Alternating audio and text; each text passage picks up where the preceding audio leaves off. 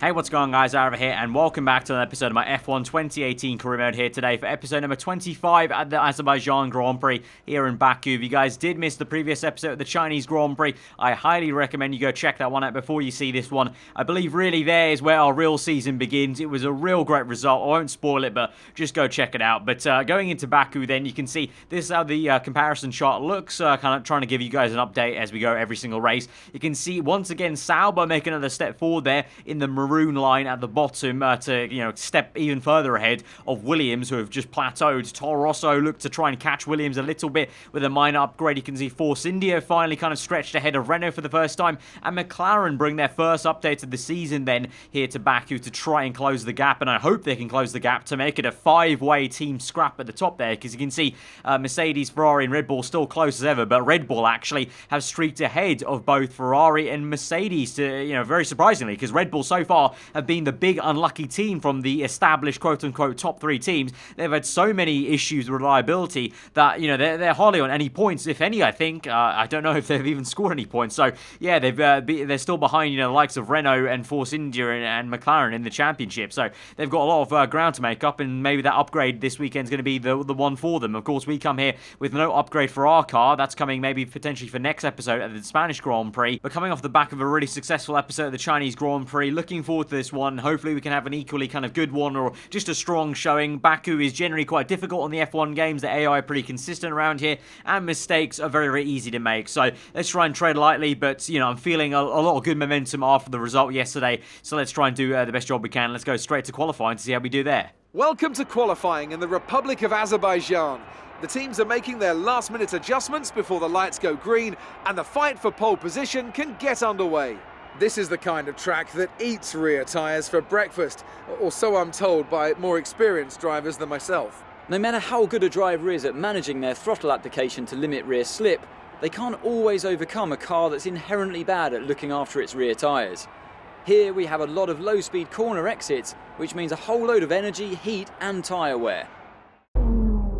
So as the sun comes down here in Azerbaijan, it's time to finish up our first flying lap in Q1 to hopefully get us through straight away into Q2. Obviously, last race we did a lot of strategic driving with the tyre compounds we use, and here we could have potential to do the same thing. Obviously last season we did a really good one stop here to get a pretty good result, so I'm hoping that we can maybe try and pull off a similar thing, because the one stop, depending on the circuit, the one stop can be very, very powerful. But we come through then, and it's not the best lap. It was a very scruffy lap, to be honest, and by the time we fast forward through this session, I'm actually going to get knocked out of the actual zone I need to be in. You can see into the bottom 5, I should say, or 4 in P16 there, and obviously that's not good enough. We need to be P15 or higher. So as we get a bit of traffic there on our second flyer, as we go around the outside of the Toro Rosso, thankfully doesn't get in our way. With 1 minute to go, I unfortunately have to burn up another set of ultra soft tyres here in Q1. Not very ideal at all, and pretty much ruins my plan to maybe get into Q3 potentially on the set of super soft tyres, the middle compound tyre, because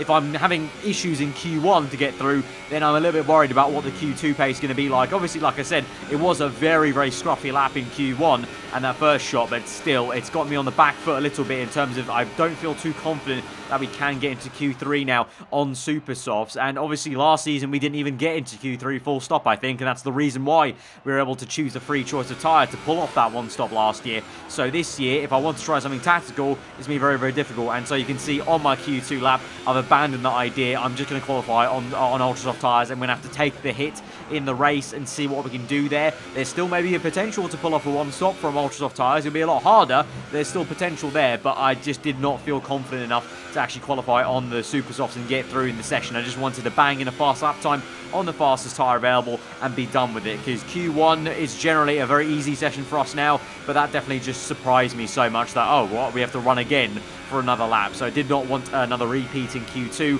Of course, we only get the free set of ultra soft tyres once we get to Q3 even, so we don't even have like an extra set available to even burn up there. The other set I would have is this set of super soft, so I was kind of screwed if I didn't get through straight away. Thankfully for me, we do, and we go faster than that session. So the irony is, if I maybe had done super softs in that stint, I might have actually gotten through, because Magnussen didn't do too well in that session. Only P6. I might have been around around that lap time maybe, or just into the top 10 on Supersofts. But obviously you can say a lot in hindsight there. I didn't really know what my lap time was going to be like. Obviously though, you can see I'm gaining the confidence, gaining the rhythm of the circuit as we go through. So into Q3 now, obviously we get the free set of ultra soft tyres. I only have one run to do though, so you can see in the top right where just over 2 minutes to go. I've waited for everyone to set one lap time already. We're just going to set this one and only lap because we only have one fresh set of ultras to use. I don't want to use any of the other sets because they're already worn, and also obviously the Q2 set I have to take into the race now, so I don't want to use that for,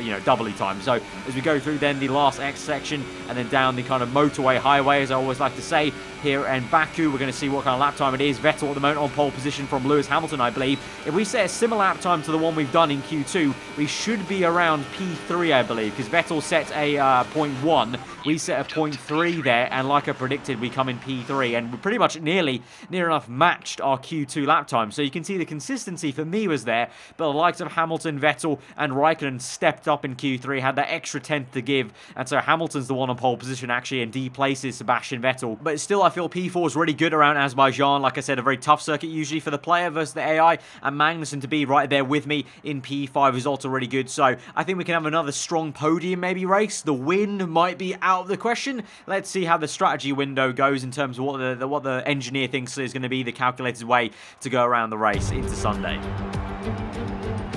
Good afternoon and welcome to Baku. This was the arena, if you think back to 2017, of one of the most eventful races of modern history, with controversy behind the safety car, last-second overtakes, and a historic podium for Williams and for Lance Stroll.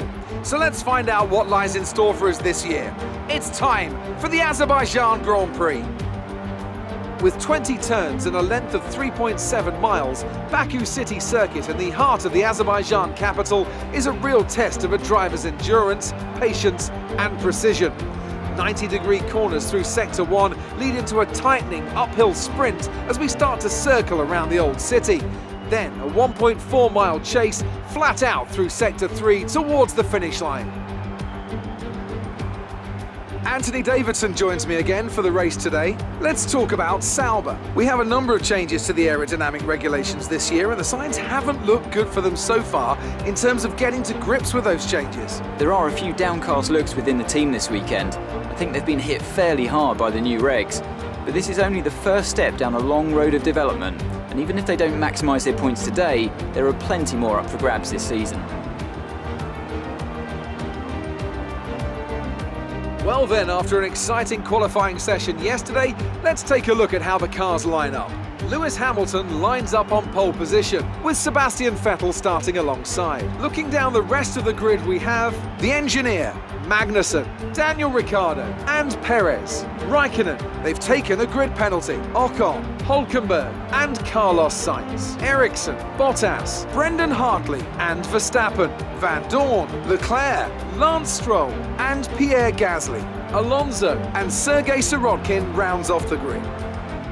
Now it's almost time to lights out, so let's go down to the track. Once again, we're elevated up the grid thanks to Kimi Räikkönen having a penalty. So we start in P3 again alongside Kevin Magnussen in P4. So just like China, maybe that's a really good omen for us. We started P3 at China and we went on to win that race. So let's see how this pans out. You can see strategy-wise now, the default is a 2-stop here with ultra-soft tyres to 2 sets of supers. But you can see on the screen, I'm going to try and test out if the soft tyre is possible, going ultra to soft, effectively trying to do what I did at China last season, trying to stretch the softest tyre available as long as we can. Obviously, it might be a bit of a stretch, and in the end, it might lose us some time at the end of the Grand Prix, maybe on high tyre wear, or maybe the end of a stint. But if we can pull it off, I feel like it'll be the best way to go, because I know for sure that there are going to be a few people behind us maybe that try that, that are just outside the top 10.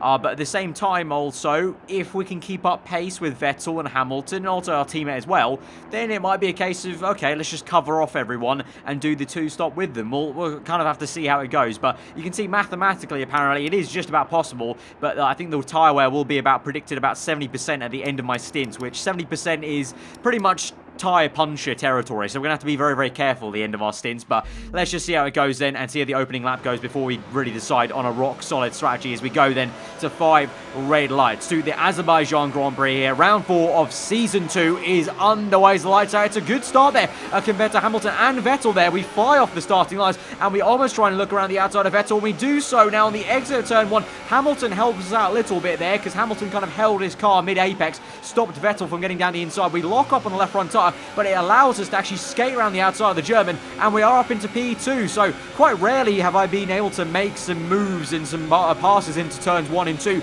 so far on the F1 2018 game, surprisingly, because this year the AI are very good at the race start. But thankfully for us now, against the Ferrari, we're able to get the better of him, and we're up into P2. Magnussen pressurising him also, so maybe Magnussen can even try and overtake him. That'd be quite something to see the Haas Ferrari overtake the Works Ferrari. And this is a major issue for Sebastian Vettel. Vettel's got a puncture, I think that was. A lot of, I think, black material up in the air. That must have been the tyre carcass. And so Vettel, I don't know if he cooked his tyres already in Q2 maybe, yesterday and Saturday, or I don't know if he had issues, on the formation lap, but he's got a front left puncher. I don't know, maybe that was the curbing as well, but major problems for him. And so Magnussen is actually up into P3, but not for too long, because now Ricciardo has overtaken him, it looks like, on lap number 3 down the main straight. He's fighting him because you can see on the top left it's switched back between the name tag of Magnussen Ricciardo.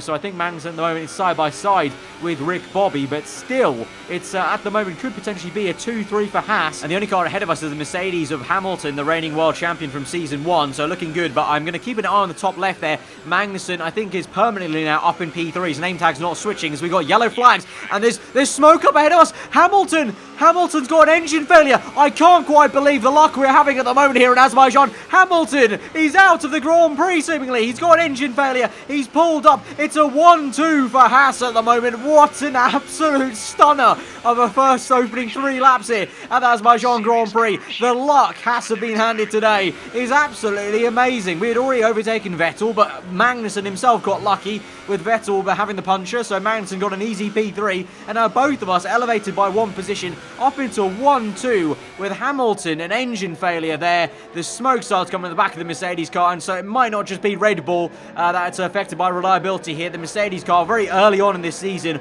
is affected by engine wear there and an engine blowout for Hamilton, and that'll be him out of the Grand Prix there. Probably pulls up on the right hand side. I imagine the slip road there as Ricciardo gets quite close to his rear end but managed to navigate him. But you can see Ricciardo's then behind Magnussen and then Kimi Raikkonen, so Magnussen's got some company potentially, but let's see if K-Mag can actually keep that Haas ahead. That'll be the real test to now see is how we react. Remember, we've been in a position like this before. Remember back to the Singapore Grand Prix. It was the last time I really felt like there could have been a 1-2 for Haas.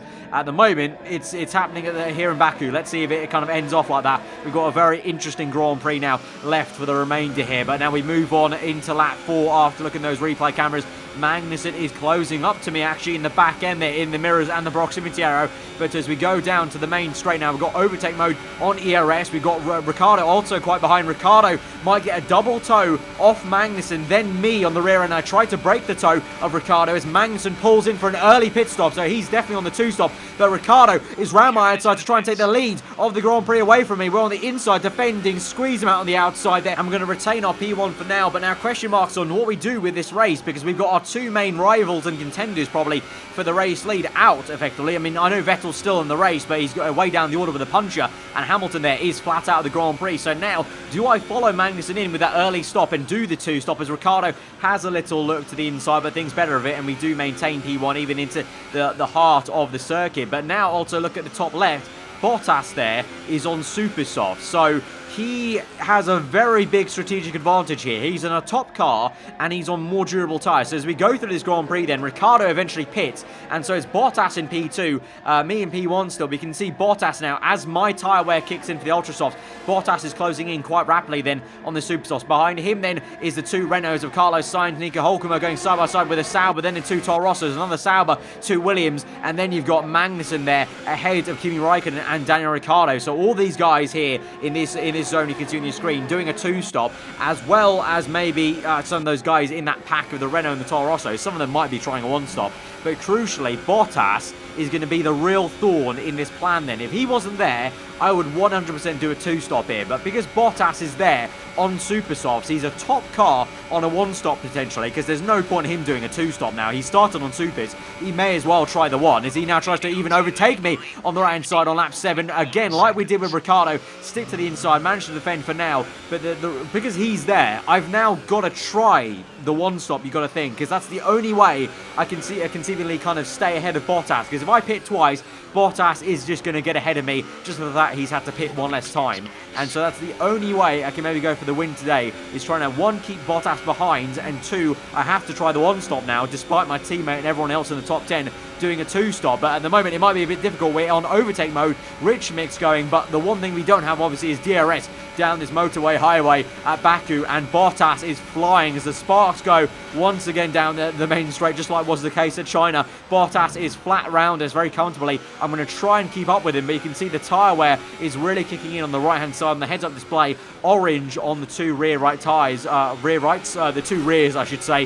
The fronts aren't looking too bad, but the rears are really quite poor. And around Baku, a lot of 90-degree corners. It's all about traction, really, and getting the power down as early as possible. And you can see Bottas is already waltzing away from me, so it's going to be really difficult. It's going to be really, really difficult, I think, to even match Bottas here on the one-stop. But the thing is, I may as well try it, because if I go to the two-stop, there is no hope in hell that I'm going to try and battle Bottas for the race lead. At least trying the one-stop here will give me some sort of chance. You never know. If Bottas hits a bad bit of traffic, I don't, then there's a chance to re-overtake him then on track for the race win. But if I do a two-stop, I'm relegating myself to maximum P2 and fighting, my teammate Raikkonen and Ricciardo for those last podium positions. But, now I have a chance maybe if I try this. So we do extend that stint as long as we can. We go into soft tyres now, and we're going to the end of this Grand Prix. I will fall behind my teammate and all those cars I mentioned before, but obviously they all have to make a second pit stop. So we're out in P15 at the moment on lap 9, going to the end. Quite a long way to go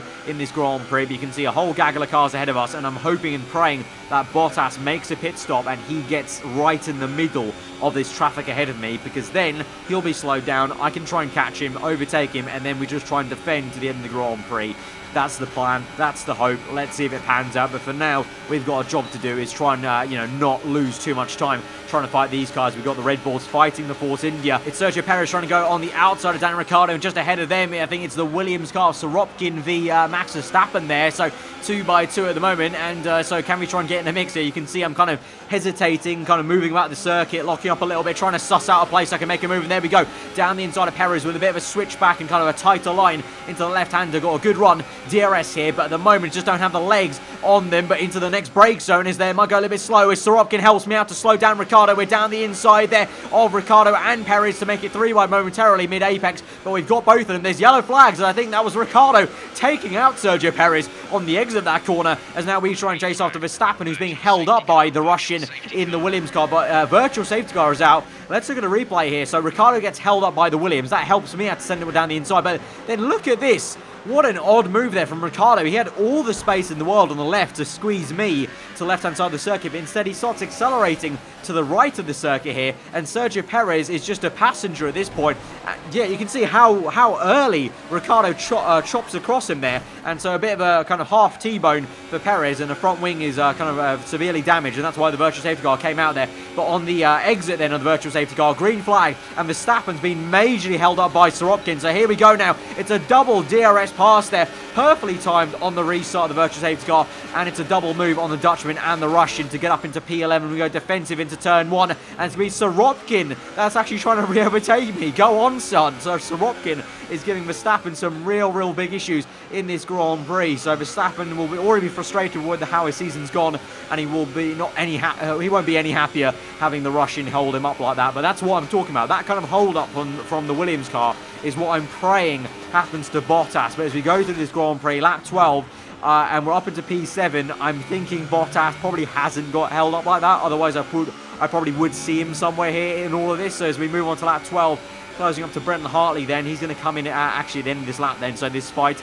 is going to be a little bit futile, but nonetheless, I'll try and go down the inside. He's going to squeeze us towards the wall.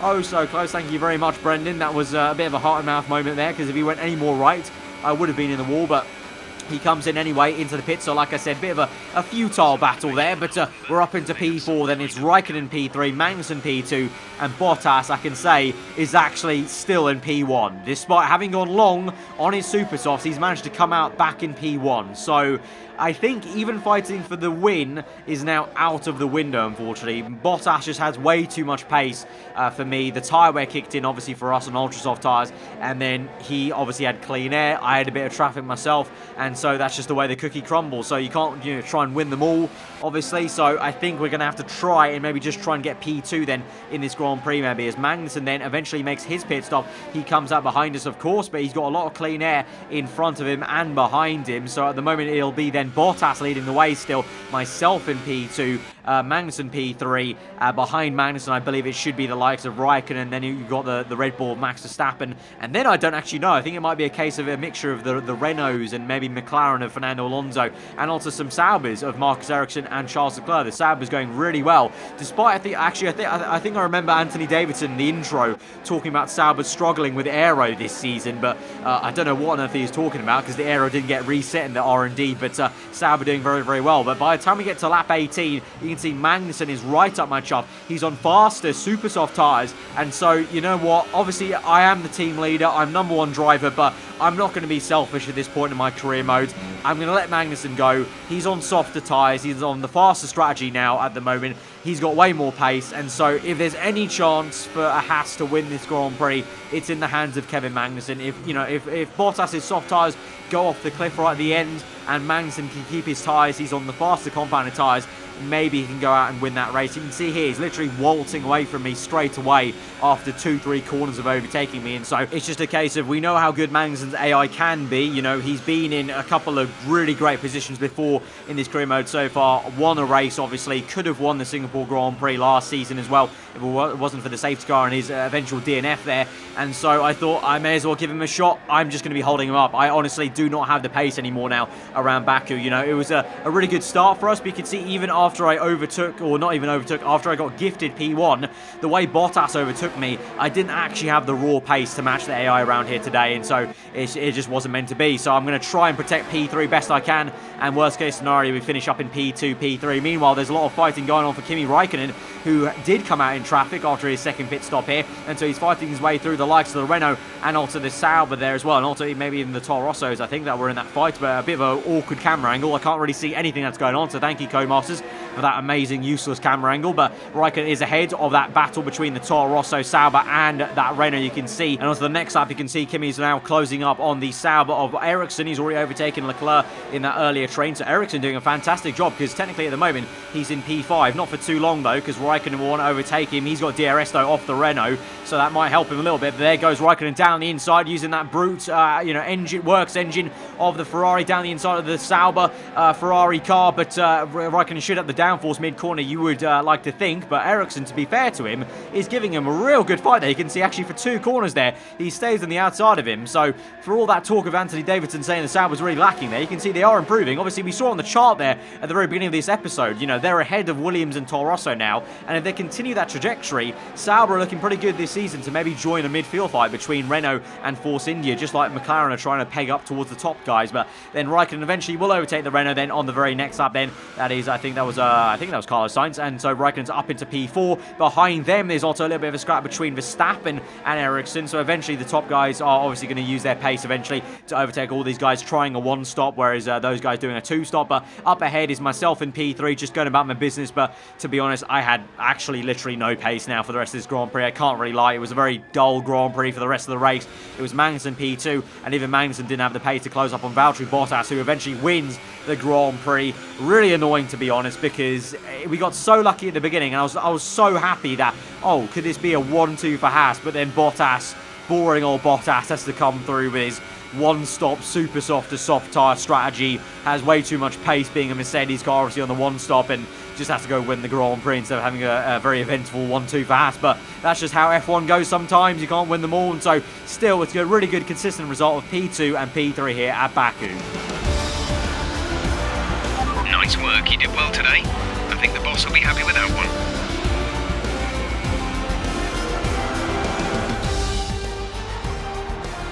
So, another fantastic victory for the Silver Arrows. Anthony, what do you think made the difference here? I think we'll chalk this one up to a deft touch on the brake pedal. That's allowed them to challenge down the inside into the braking zones, and ultimately, if you do that often enough, you end up winning the race.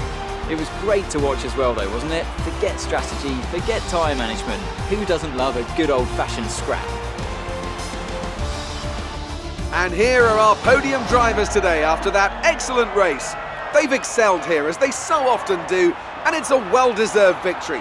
Mercedes, then, are on top today.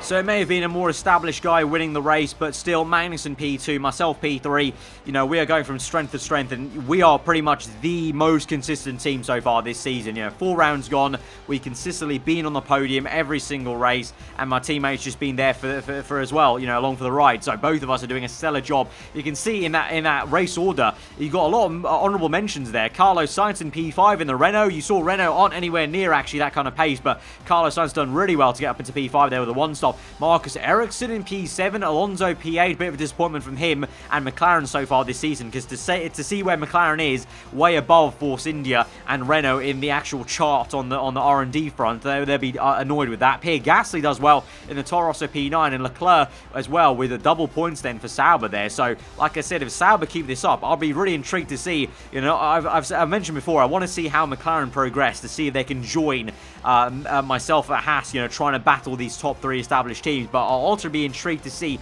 how Sauber progresses as an AI team. They're already ahead of Williams and Toro Rosso. Can they actually go and catch Force India and Renault this season? But in the Drivers' Championship then, we still lead the way. But now Kevin Magnussen is second in the championship. It is a 1-2 in the Drivers' World Championship for Haas. That is insane. Obviously, it's so early days. You cannot say it's, you know, it's going to be like this the entire season. But right now, it's a really good feel vibe at the moment. Hamilton down to P3, Vettel P4. Obviously, those two suffered major issues. Hamilton DNF, Vettel out of the points with a puncher. So that's fair play. You know, eventually, Magnussen, you got to say, will have some bad luck. I'm due some bad luck at some point. You never know, with a penalty or some sort of wear. We'll have to see. But at the moment, doing a great job in constructors. You know, a nice cushion to Mercedes, who get into second place ahead of Ferrari. Now you can see McLaren, actually, to be fair to them, I slagged them off a little bit, but they're still there in P4, actually well ahead of Red Bull Racing, and Renault are actually ahead of Red Bull as well. So Red Bull still not having a great time this season, with Force India then ahead of Sauber. You can see there, Sauber not too far off Force India, so I'll be interested to see